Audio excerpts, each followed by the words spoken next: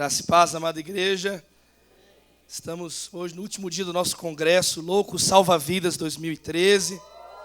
Quem está de fora ainda? Quais caravanas estão? Levanta a mão, os jovens que vieram.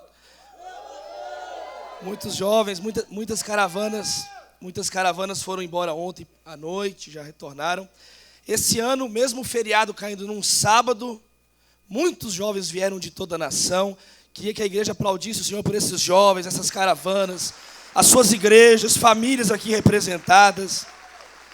Todos, Pastor Jorge Linhares, todos que vêm, participam do evento, falam que há uma unção nessa igreja de alegria, uma unção no ministério com jovens, e nós sabemos que muito disso é graças ao fruto do pastor Jorge Linhares, que é essa alegria. Os jovens estavam brincando no congresso assim, pastor Jorge: um com Deus é maioria, o pastor Jorge com Deus é covardia.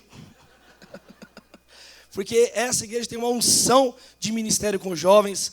São muitos anos já, milhões de jovens em toda a nação que são abençoados através daquilo que acontece aqui na nossa igreja. Você pode dar um glória a Deus por isso aí, querido, no seu lugar? E esse ano o tema do nosso congresso, Salva Vidas. Nós temos vários materiais ali, de várias igrejas ali, que você pode adquirir para evangelizar, coisas que te prepara para evangelizar. Tem o livro Salva Vidas, como ser um jovem radical no reino de Deus.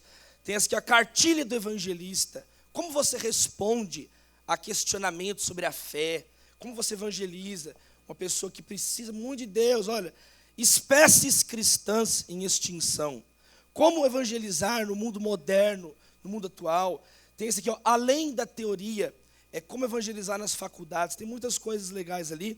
Eu queria pregar sobre isso essa manhã. Vamos abrir a Bíblia, Mateus capítulo 25.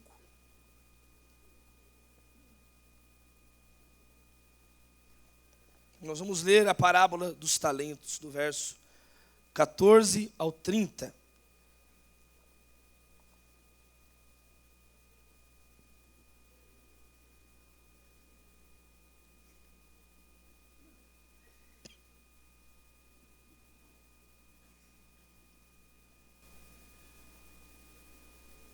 Mateus 25, a partir do verso 14.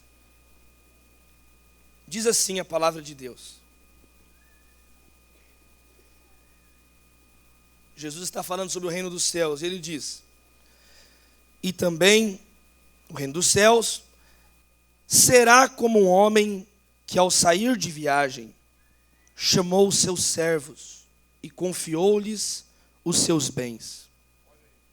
A um deu 5 talentos, a outro 2 e a outro 1, a cada um de acordo com a sua capacidade.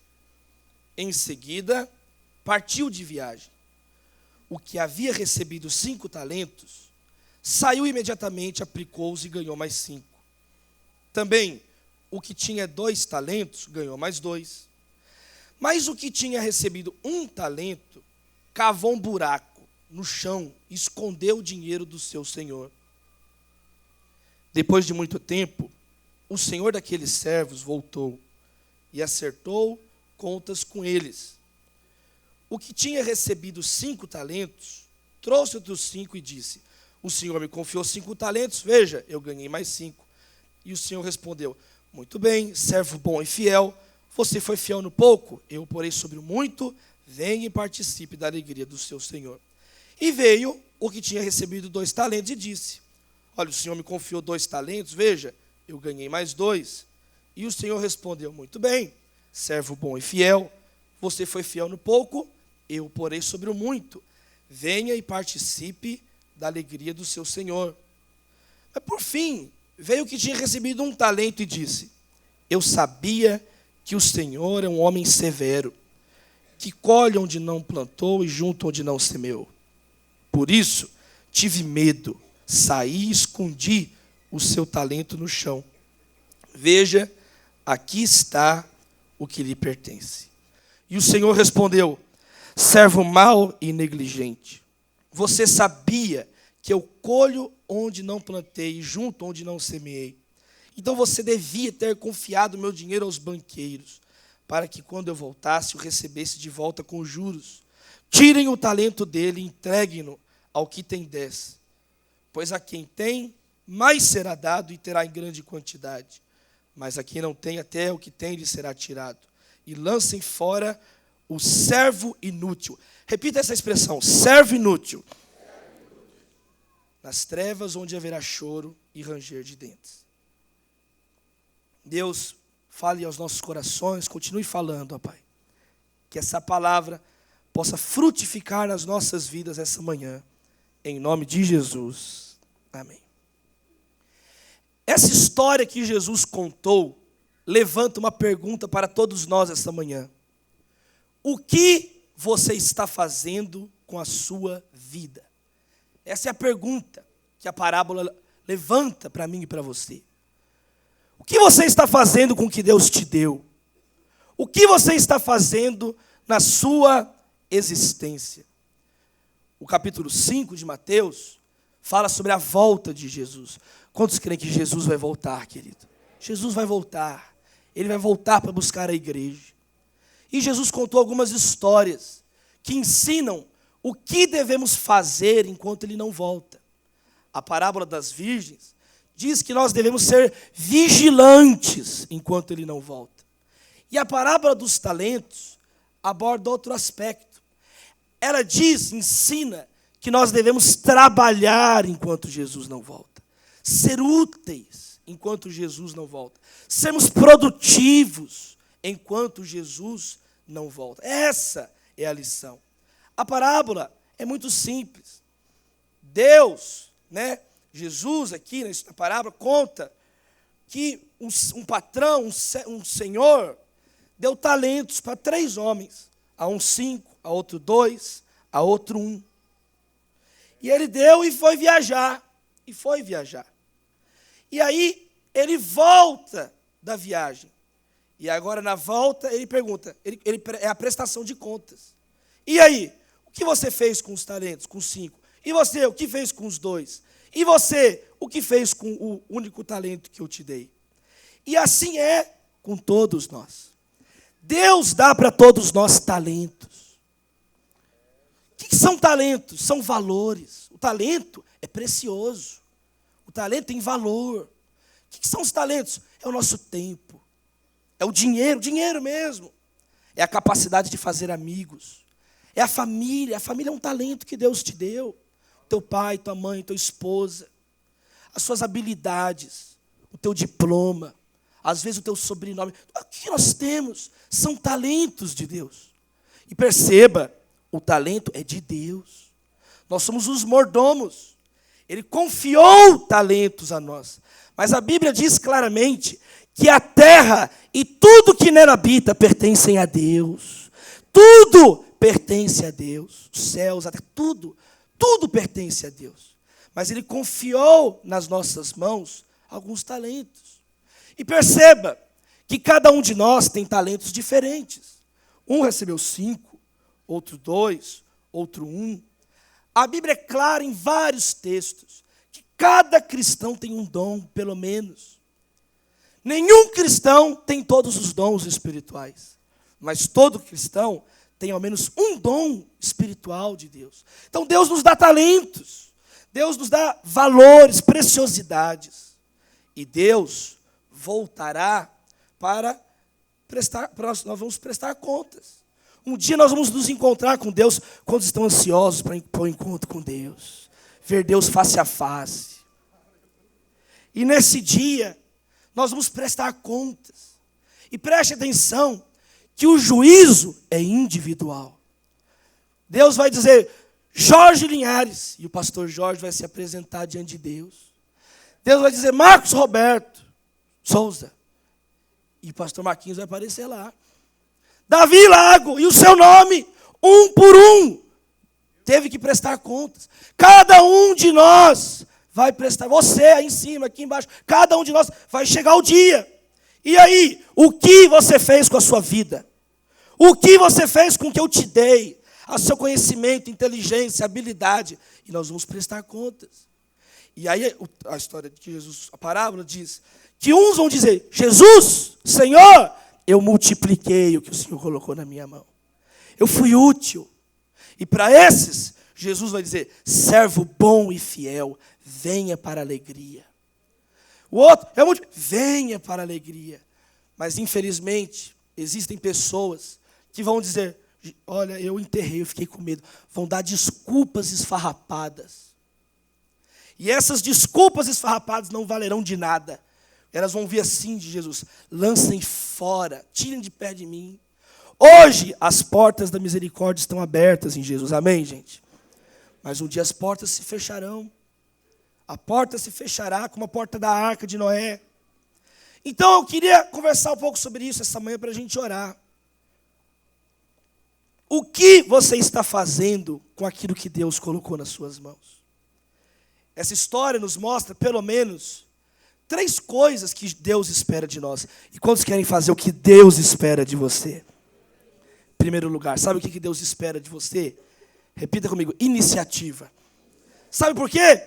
Porque, olha só, no verso 16, o que havia recebido 5 talentos, saiu imediatamente, aplicou os talentos. Esse é um primeiro princípio que você depreende do texto. Que Deus colocou talentos nas nossas mãos. Então o que nós temos que fazer? Ter iniciativa de colocar isso no reino de Deus. Não é esperar ninguém te chamar, não é esperar ninguém ficar ligando, chamando, não! Você se apresenta diante de Deus. Qual que é o problema? O problema é que hoje nós somos assim. A quem enviarei? Quem há de ir por nós? Eis-me aqui, Senhor. Envia o meu irmão. A gente é assim. A gente foge. A vida não tem tiro, iniciativa. A vida não tem tiro de largada, igual numa corrida, pastor Jorge. A gente fica na corrida lá. A gente não, quem corre, né? Eu não corro. Aí fica lá. De repente tem um cara que dá um tiro. Pá!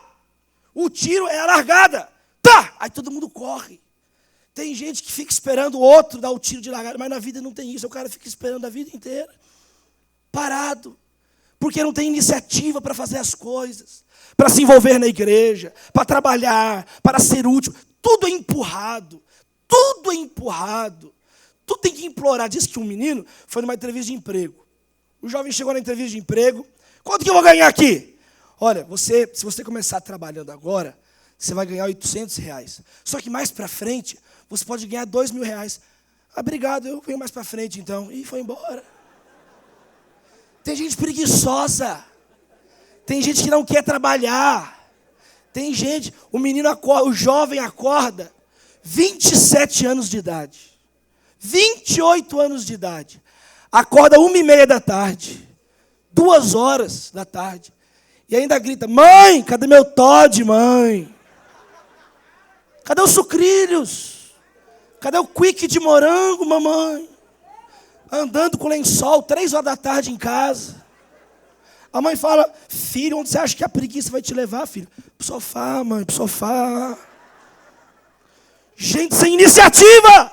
Gente que não trabalha, vem para a igreja, vem para o culto. Não, tudo arrastado, tudo é arrastado. Não, Deus espera de nós iniciativa. Aquele homem recebeu os talentos e aplauda o nome de Jesus.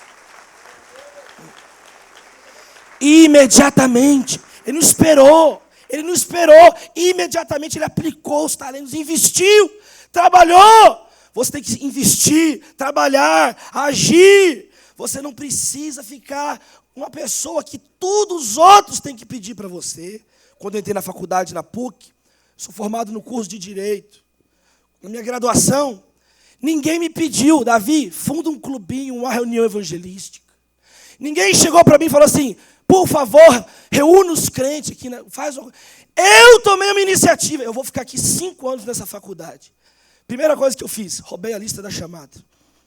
Roubei. Primeira coisa, um furto. Xeroquei!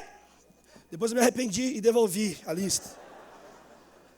Eu tenho essa lista até hoje. Eu orei e evangelizei os 59 amigos da minha sala. Eu orei por eles, eu oro por eles.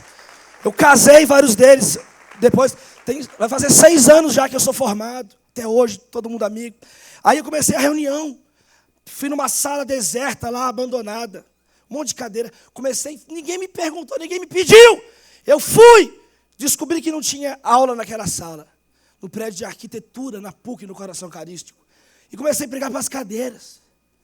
Eu coloquei um aviso no corredor. Quer conhecer Jesus? Venha para a sala tal. Coloquei na faculdade inteira. No começo não vinha ninguém. Ficava eu pregando para as cadeiras. Bando de cadeira sem vergonha, safada, converte. As cadeiras começaram a converter. Todas as cadeiras da PUC são crentes. Depois começou a vir gente. Na época da minha formatura, na graduação, eu já liderava reuniões todos os dias, de manhã, de tarde e de noite na PUC. Algumas reuniões com 200, algumas com 300 pessoas. Agora, alguém pediu? Não! Você tem que ter iniciativa. Você tem que ter iniciativa para trabalhar na igreja. O Ministério Salva Vidas. São aqueles jovens com colete, dá um tchauzinho, salva vidas. Foi um ministério que nasceu aqui na nossa igreja. Há muitos anos atrás, 2005, 2006. A nossa mocidade estava crescendo. Mas haviam poucos jovens trabalhando no culto. Eu falei, Deus, dá para nós uma estratégia para envolver mais jovens. Aí nasceu a ideia do Ministério Salva Vidas. O Salva Vidas usa um colete vermelho com a cruz, Salva Vidas. E nós treinamos jovens para a recepção, para o apelo, para receber as pessoas que vão aceitar Jesus como Senhor e Salvador. O ministério pegou fogo no Brasil inteiro. Mais de 400 igrejas no Brasil têm um salva-vidas hoje, de todas as denominações. E quando a gente estava estruturando o ministério, a gente foi testando, e eu mesmo fazia muita coisa. Um dia, teve uma época que eu ficava na recepção, recebendo os jovens ali no culto, com colete, e cumprimentava, e falava com os jovens. Um dia, veio descendo uma jovem à rua aqui da igreja, triste, uma menina muito triste, cabisbaixa, e eu estava na recepção, com colete, a gente alegre, recebendo os jovens para o culto. Ei, jovem! Eu falei, vem aqui para o culto. Aí ela falou, então eu vou, não estou fazendo nada, então venha. Aí recebi ela com alegria, trouxe ela para o primeiro banco aqui. Meu nome é Davi, qualquer coisa você fala comigo. Recebi com alegria, com entusiasmo, com iniciativa. Fala comigo, iniciativa. Iniciativa, trabalhe. Ninguém pediu para mim ficar na recepção. Eu fiquei, fui. Vem cá, e cumprimentei, e coloquei aqui. No meio do culto, essa jovem levantou e me procurou, voltou lá na recepção. Davi, você me recebeu tão bem, eu quero falar uma coisa com você. O que foi?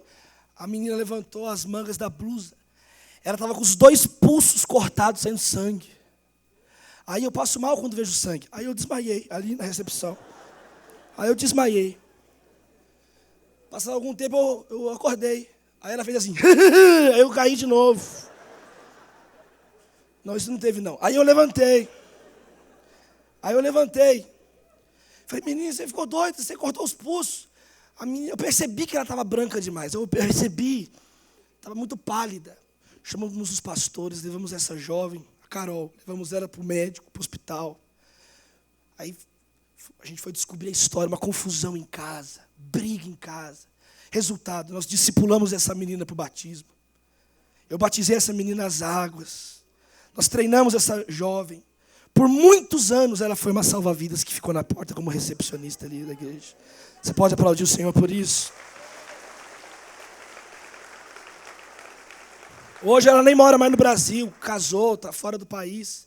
Mas quando você tiver iniciativa, você vai começar a colher frutos. Você vai ter a iniciativa de comprar livros. Olha, ali tem livros do pastor Jorge, fininho ali, compra livros. Um jovem da nossa igreja comprou um monte de livro do pastor Jorge. E no prédio dele, ele saiu jogando debaixo da porta do prédio inteiro. Ele falou assim, Davi, 5 pessoas converteram, 5 famílias estão vindo para a igreja. É como sacudir a árvore, os frutos caem. As pessoas querem Deus. As pessoas estão quase escrevendo na testa, me evangelize, por favor. Mas muitas vezes nós estamos parados, apáticos, acomodados, quietos. Deus quer de nós, em primeiro lugar, iniciativa. Deus quer de nós uma vida mais cheia de ação. Segundo lugar, olha o que Jesus disse. Você foi fiel no pouco, eu colocarei sobre o muito. Segunda coisa, sabe o que Deus quer de nós nesse período? Fidelidade. Fala comigo, fidelidade. Deus quer fidelidade. Ele fala assim, servo bom e fiel. Primeiro lugar, enquanto Jesus não volta, o que você faz com a sua vida? Tem iniciativa para evangelizar, falar do amor de Deus. Segundo, seja fiel a Deus. Não se venda para o mundo. Não se venda, não ceda diante das pressões. Não ceda, não seja fiel no pouco. Pregue, transforme tudo num púlpito. Sua oficina num púlpito. Seu escritório num púlpito. Seu restaurante num púlpito. Pregue, evangelize, salve vidas para a glória de Deus. Sabe? Você tem que ser fiel quando não tem ninguém olhando. Quando está no escuro. Quando não tem ninguém vendo. Nós, durante um dia, tomamos talvez centenas de decisões. Grandes decisões, pequenas decisões. Atendo ou não atendo esse telefonema? Ligo ou não ligo para essa pessoa? Vou por esse caminho ou por aquele caminho? Xingo a pessoa no trânsito ou não xingo? Ponho essa roupa ou aquela, essa gravata? Durante o dia, nós vamos tomando decisões. Durante o dia, nós vamos fazendo escolhas o tempo inteiro. E a santidade, a fidelidade passa a Deus, passa por todas essas decisões. Quantos querem tomar decisões fiéis a Deus, santas? Então a fidelidade passa no pequeno, naquilo que é pouco. Você vai decidindo servir a Deus em cada momento. Então algumas perguntas para você. O que você não mudaria por Deus? O que você não transformaria na tua vida? Tem alguma área? O que você não daria para Deus? O que você não faria por Deus? Não, seja fiel no pouco, seja fiel em todas as áreas. Consagre o teu corpo a Deus. Consagre seus bens, suas finanças. Consagre sua família, sua casa, sua boca, os seus pensamentos. Imagina se eu passasse nesse telão tudo que você pensou semana passada. Olha o pânico no rosto de vocês, que desespero de olhar. Pânico. Seja fiel nas suas palavras. Seja fiel, seja fiel. Gente que fala demais. Nós cometemos muitos pecados com a boca. Críticas, né? Fofocas. Fofocas que tinha um dia que o pastor estava pregando. Irmãos, temos que ser santos. A irmã, amém. Irmãos, temos que ser fiéis nos dízimos das ofertas. A irmã, amém. Irmãos, não podemos fofocar. A irmã, não, que haja fidelidade na nossa boca, sem mentira, sem blasfêmia, sem murmuração, que haja louvores a Deus, que haja evangelismo, que haja gratidão, que hajam orações, hinos, cânticos, salmos nos nossos lábios. Seja fiel no pouco. Quando alguém pedir para você fazer alguma coisa na igreja, faça com excelência. Ah, mas não tem ninguém vendo. Deus está vendo. Deus está vendo. Michelangelo, quando pintou o teto da Capela Sistina, diz a história que ele estava pintando um canto. Meu irmão contou aqui que pintou a igreja, eu lembrei dessa história. Michelangelo pintou uma quina assim escura, um lugar que não batia luz. Aí chegaram alguns padres lá do Vaticano e falaram assim: ei, Michelangelo, não precisa pintar tanto detalhe aí no canto. Aí é escuro, aí ninguém vê. Sabe o que Michelangelo respondeu? Não, Deus verá. Deus verá. Eu não estou fazendo para homem ver, eu estou fazendo para Deus ver. Porque dele, por ele e para ele são todas as coisas. Jesus Cristo. É para Jesus. Um dia, o pastor Alisson Aragão era o pastor dos adolescentes da igreja. E eu era dos adolescentes. E um dia ele estava pedindo para os jovens fazerem um plano de leitura. Ele falou assim: gente, faz um plano de leitura. Algum jovem, algum adolescente, faça um plano de leitura para a gente estudar aqui, seleciona capítulos da Bíblia para o jovem. Aí passou para o menino passou meses, não fez. Aí passou para outro jovem, faz um plano de leitura para os adolescentes da igreja. O menino não fez. Passou para um terceiro, não fez. Aí eu estava indignado, toda reunião que chegava ninguém fazia, falei: deixa que eu faço, pastor Alisson. E eu fiz o plano de leitura. Selecionei 40 capítulos da Bíblia que todo jovem deve ler.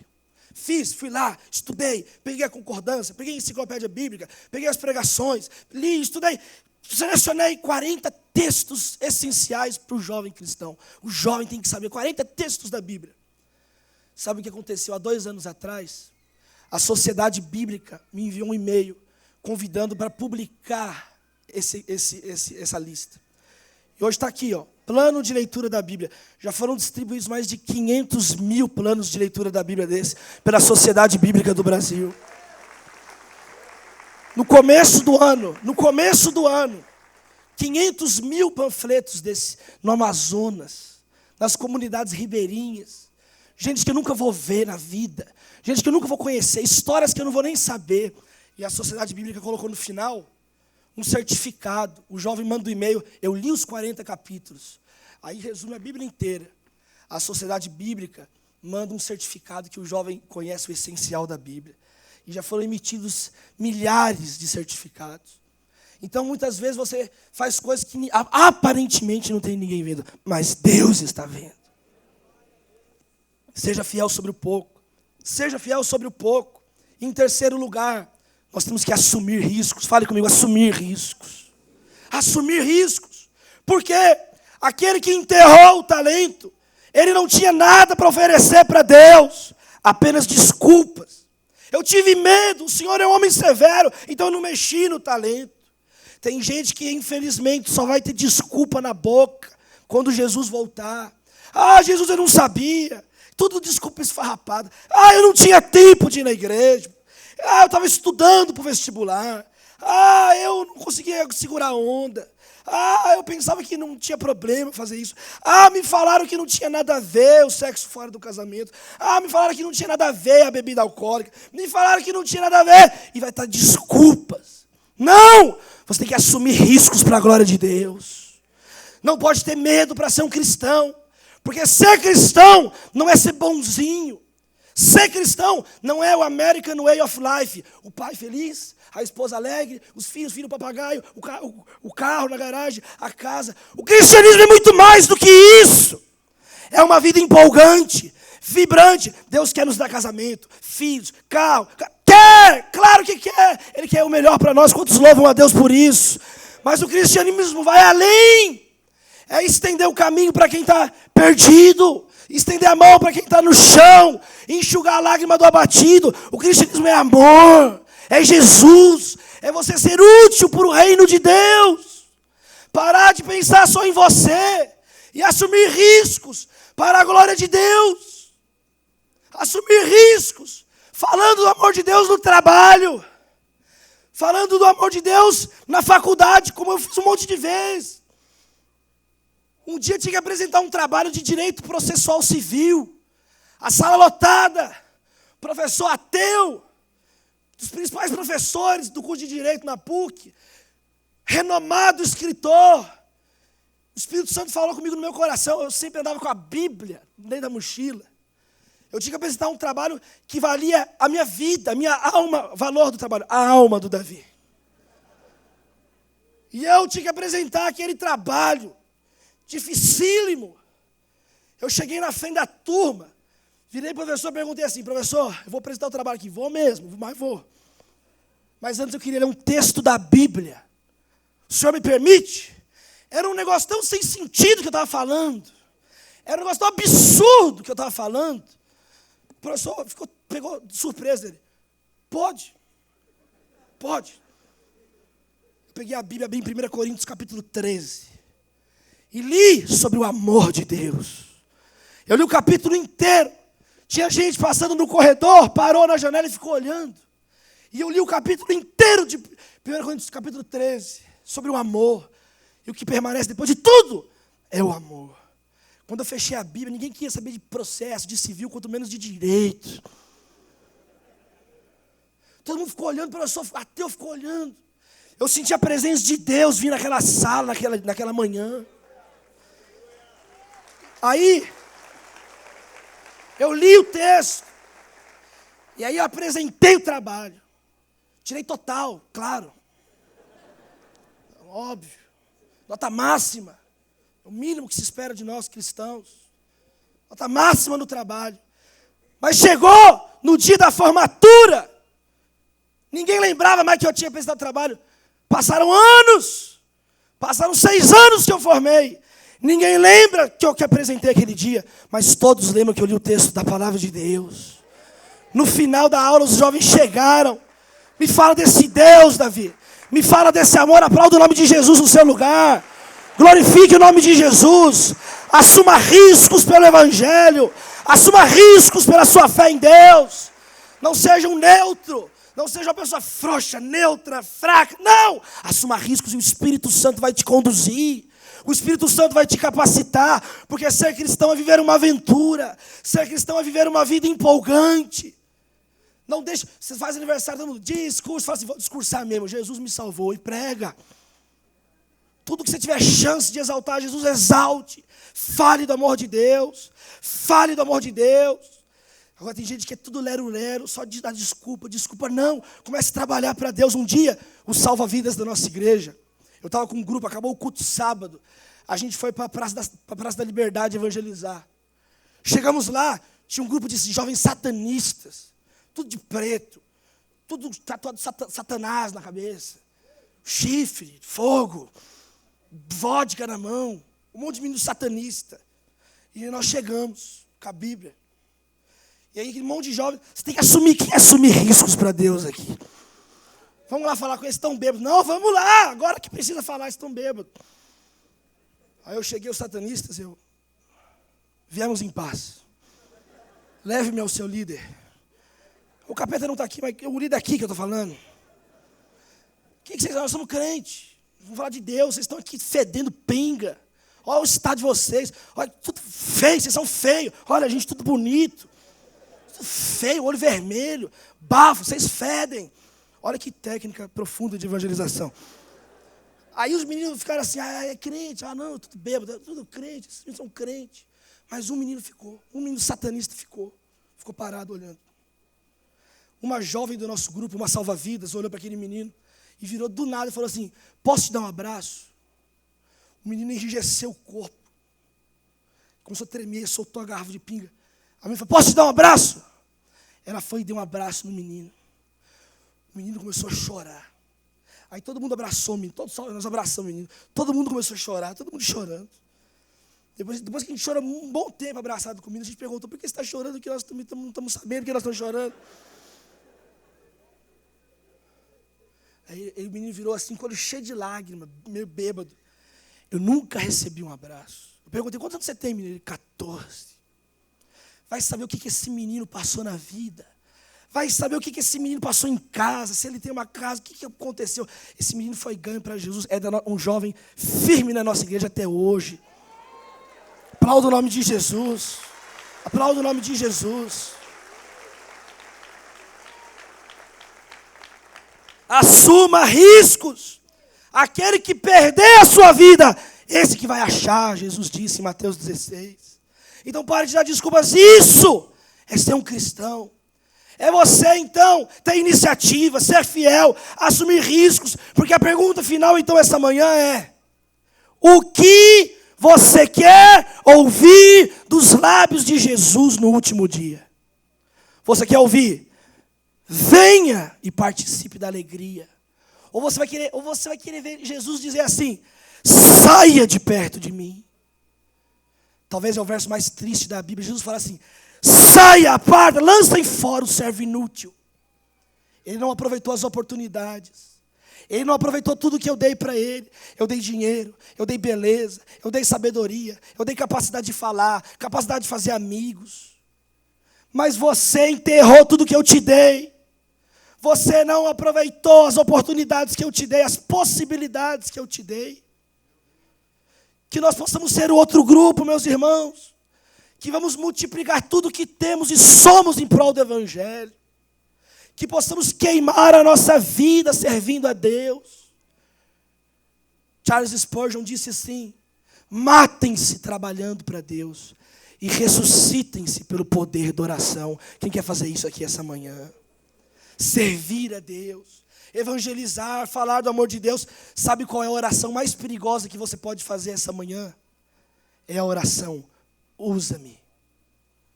Usa-me, Senhor.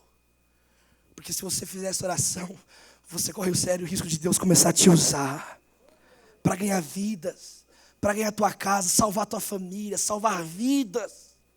Salvar a igreja, meus irmãos, não é um iate que fica desfilando.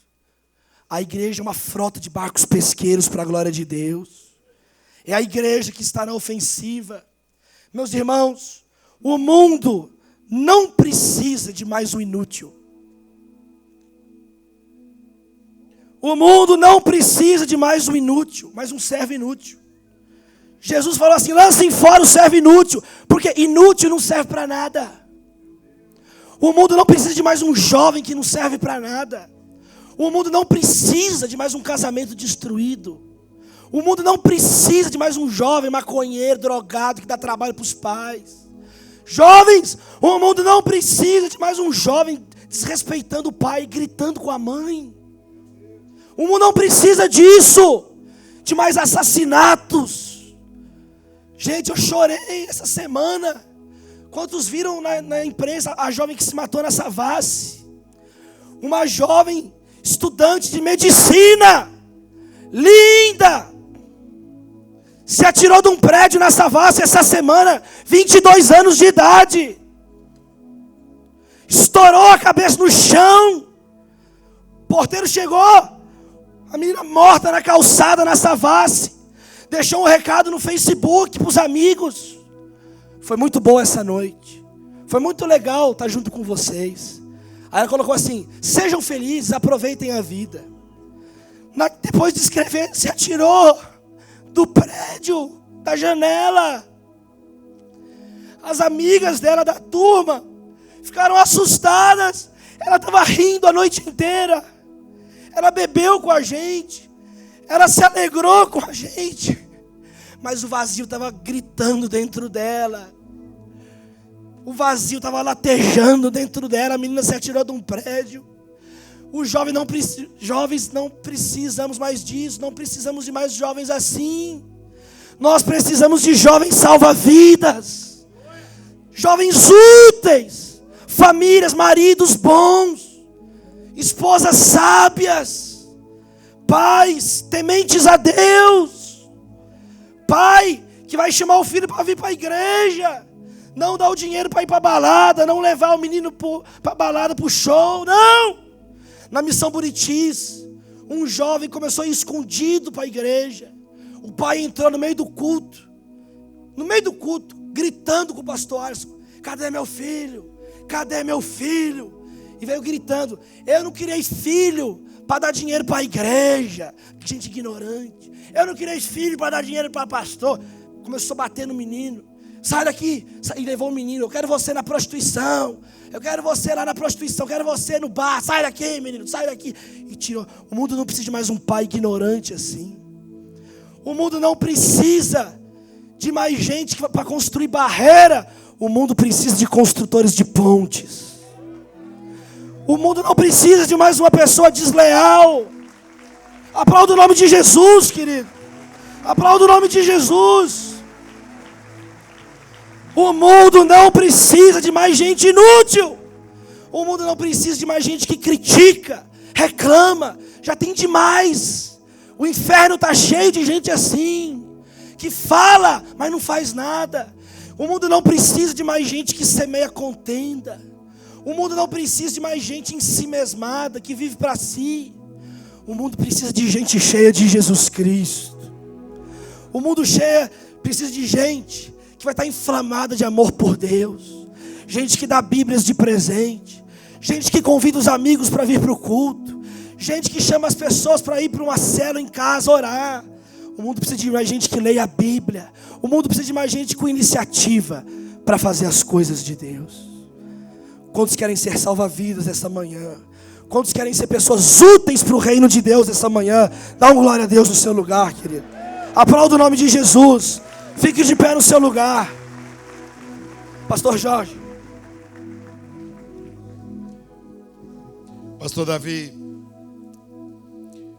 uma das coisas que mais o inimigo faz, o inimigo de Jesus, é desqualificar a pessoa. É fazer a pessoa linda sentir-se feia. Todo mundo diz que ela é bonita. A Xuxa um dia disse assim: eu queria ser pobre, porque eu não posso ir em uma praia. Eu queria andar pela rua. Eu gosto muito dos meus fãs, mas eu acho que eu seria mais feliz. Está vendo? O inimigo conseguiu plantar isso no coração dela. Aquilo para ela é um fardo. É a mesma coisa com pessoas que estão aqui. Talvez Deus te deu dons e talentos e você está pensando que isso é um fardo. Eu entrei para a faculdade, puxa, tanto trabalho, tem que estudar tanto. A mesma coisa é o pastor. Poxa, para que uma igreja tão grande? A gente não tem que atender um, atender outro. Quer dizer, Deus abençoou. A pessoa recebe um carro, tem condições de comprar um carro e vem PVA. Puxa, para que PVA? E xinga por uma coisa que Deus lhe deu. Tem uma casa grande, bonita.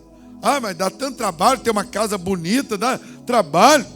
Fiquei pensando nisso ali. Nas coisas boas que Deus nos dá. E ao contrário de nós desfrutarmos, de agradecermos, a gente aceita a acusação. Talvez, eu só tenho um talento. Foi isso que esse rapaz fez. Ele falou assim, olha, o outro ganhou 5 talentos. Ele esqueceu que ele poderia transformar esse um talento em 2. Depois o múltiplo, 2 virariam 4, se tornariam 4. E aí seria 16, seriam 16, 20, etc. Mas Deus queria ver o que ele faria com um. Talvez você entrou aqui nessa manhã, está ouvindo Davi. E eu conheci o Davi, menininho, dormi na casa dele, na cama dele. Eu via que o Davi tinha um talento. Conheci o Marquinho em Brasília, Marquinho que estava aqui, o pastor Marcos. Daniel era um garotinho da igreja.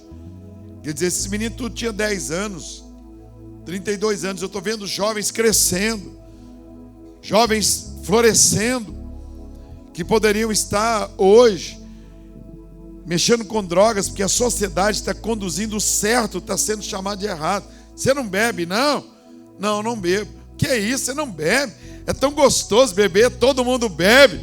E aí o rapaz acaba sendo influenciado. É a garota, cheirosa, bonita, né? Fica influenciada, vai para uma... Alguém faz um comentáriozinho aí, por um modelo, um protótipo de uma pessoa que tem que fazer cirurgia disso, cirurgia daquilo. A pessoa linda, daí a pouco ela está complexada. Nessa manhã eu acredito que Deus pode despertar você para você chegar diante de um espelho e dizer: Deus, eu sou um privilegiado, eu tenho voz, eu tenho os olhos, eu tenho uma capacidade de matemática, de interpretação de textos, poxa, eu tenho um emprego, tenho uma igreja que me ama, eu tenho amigos, eu tenho meus pais que estão vivos, tenho minha mãe, não tenho meu pai, mas eu tenho minha mãe perto de mim, eu tenho minha irmã. Tem pessoas que estão aí pulando de prédios, se drogando. Nessa manhã eu acredito que Deus nos trouxe aqui para dizer: você quer colocar esse um talento seu em minhas mãos? Porque ao contrário dele colocar o talento em movimento, sabe o que ele fez? Jesus disse, ele enterrou o talento. Ele enterrou o talento. Os jovens do Jó 42 estão aqui trabalhando, os meninos. Eu queria que nessa manhã você abrisse as suas mãos assim. Eu queria pedir 2 orações. Queria fazer 2 orações, não propriamente eu. Mas eu vou fazer o primeiro convite. Quem sabe você entrou aqui, uma linda mulher, um lindo rapaz, um senhor, que tem tudo de bom, que tem algo bonito na vida, e você quer entregar sua vida nas mãos de Jesus. Você que veio aqui talvez para padrinhar uma criança, você que veio aqui hoje porque talvez até conduzido, até pressionado, e você veio estar aqui, talvez porque assistiu pela televisão, pelo rádio, eu não sei, mas quem sabe hoje é o dia que você está abrindo a porta do seu coração. Então a igreja toda, e você também, ore comigo assim, orem todos juntos. Senhor Jesus, eu recebo o teu desafio. Eu quero colocar tudo que eu recebi do Senhor em tuas mãos novamente. Eu quero trabalhar com as minhas forças e com a bênção do Senhor. E o bem mais precioso que eu recebi do Senhor é a vida. e eu a entrego em tuas mãos. Eu declaro que o Senhor é o meu único e suficiente Salvador. Perdoa os meus pecados, a minha negligência, minha cegueira. Escreve o meu nome no livro da vida, pois enquanto eu viver, eu quero andar nos teus caminhos. Salva a minha vida, para eu ser um salva-vidas. Em teu nome, Jesus. Quem fez esta oração pela primeira vez? Quem fez? Quem fez? Sai do seu lugar e vem aqui no altar. Vem aqui no altar de Deus. Vem aqui hoje. Vem aqui. Sai aí, vem andando. Vem sozinho. Peça licença nos bancos. Vem com sua namorada. Vem com seu namorado. Vem do jeito que você está. Fala, hoje eu vou. Vem com seu cigarro. Vem com sua droga. Vem do jeito que você está. Fala, hoje eu vou. Ajude alguém. Pegue na mão aí na galeria. Fala, meu filho, eu vou com você. Minha filha, eu vou. Dá um aplauso a Jesus pelas vidas que já estão vindo aqui, olha. Tem muita gente. Vem. Glória a Deus, vem, sai do seu lugar e vem. Aleluia. Eu não estou preparado. Eu não estou arrumado. A minha roupa não está legal. Aí eu vou deixar para depois. Não, é agora. Vem. Eu estou dizendo, vem, você está livre para vir. Não é sair, não é ir, é vir. É vir. É vir para cá, olha. Glória a Deus. Vem depressa. Vem depressa. Jesus te traz aqui. Glória a Deus. Olha que legal, olha que legal. Olha que legal. Quem está afastado dos caminhos de Deus e nessa manhã quer reconciliar, vem reconciliar com Jesus. Fala, hoje eu estou voltando para o Senhor, Jesus. Hoje eu estou voltando. Você vê alguém saindo, algum jovem saindo, fala assim, não sai não, que o pastor quer que você ore. O pastor quer que você participe nesse momento. Aqui é como uma sala de parto, onde crianças, onde vidas estão nascendo. Glória a Deus. Glória a Deus. Podemos estender as mãos? Podemos? Para essas vidas preciosas? Podemos? Aí, olha. Glória a Deus. Mais pessoas vindo aqui, ó. Lá na galeria.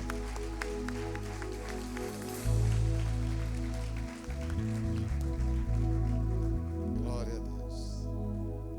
Que bênção, hein? Vocês são preciosos para Jesus. Na sua vida tem lugar para Jesus. Vai ter lugar para felicidade, para vitória. Quem dá lugar para Jesus, quando a pessoa recebe Jesus, é como o pastor pintou, pintando o nome de Jesus, com Miguel Ângelo, olha. Ele pintando o nome de Jesus aí fora. Ele sentiu paz. O Lucas está vindo aqui hoje. Ele quer ser um salva-vidas, é Lucas? Olha ali o Lucas, filho do pastor Beto. Dá um aplauso a Jesus pela vida do Lucas, olha aí. Vamos estender as mãos para eles, vamos. Vamos dizer, Senhor Jesus, estas vidas, salvas pelo Senhor, se tornarão salva-vidas entre milhões de outros perdidos. Nós os abençoamos em o nome de Jesus, hoje e para sempre. Amém. Glória a Deus, glória a Deus. Nós queremos cuidar de vocês. Do mesmo jeito que essas flores aqui, ó, queremos pôr água, cuidar para você ficar bonita, desejada, desejável, uma pessoa cheirosa. Você pode aconselhar, ou melhor, se aconselhar, tirar alguma dúvida com esses conselheiros ali, naquela sala que está iluminada lá. Ó. Queremos anotar seu nome, te dar uma Bíblia, dar um livrinho que tem algumas explicações. Vocês podem ir ali? Podem ir ali, naquele lugar. Ó. Glória a Deus, vai ali. Nós queremos, vai aplaudindo a Jesus enquanto eles saem, olha.